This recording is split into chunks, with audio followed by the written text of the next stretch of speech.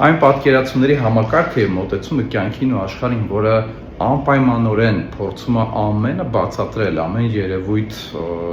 կյանքի, մարդկանց, առանձնահատկությունների աշխարհի եւ որը տալիս է կամ փորձում է տալ նպատակին կամ նպատակներին հասնելու միանշանակ կամ փնտրում է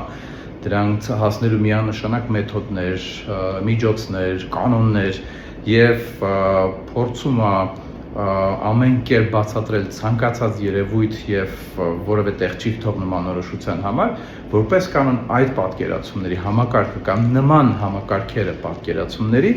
դրանք հիմնված են վերահսկողության կամ need for control-ի վրա, այսինքն դրանք ծնված են անորոշության նկատմամբ մարդկային ոչ տոլերանտությունից, անհանդուրժողականությունից եւ նպատակ ունեն վերահսկողություն սահմանելու, բառից լայն իմաստով վերահսկողություն սահմանելու միջոցով լուծել խնդիրները, այլ ոչ թե թեկուզ մասամբ այդ անորոշությունը ընդունելու եւ մեր ազդեցության դաշտի սահմանափակությունը ընդունելու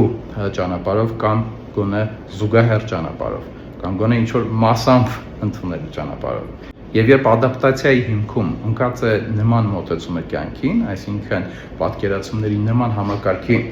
միջոցով մարդ փորձում հարմարվել իրականությանը,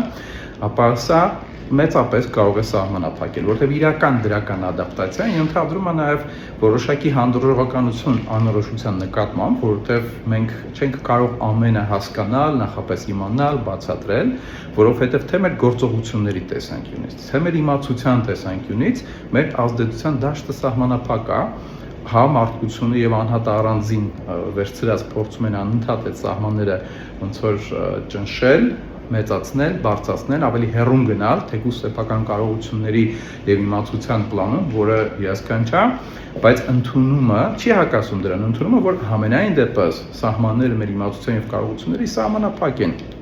Սա կարևոր է դրական ադապտացիայի համար, որտեղ այդ կերպը, որ մենք սովորում ենք տոլերանտ լինել կամ հանդուրժող ոչ միայն անորոշության նկատմամբ, այլ նաև անհաջողությունների, ֆրուստրացիայի, դիստրեսի եւ սա խիստ կարևոր պայման է դրական ադապտացիայի համար։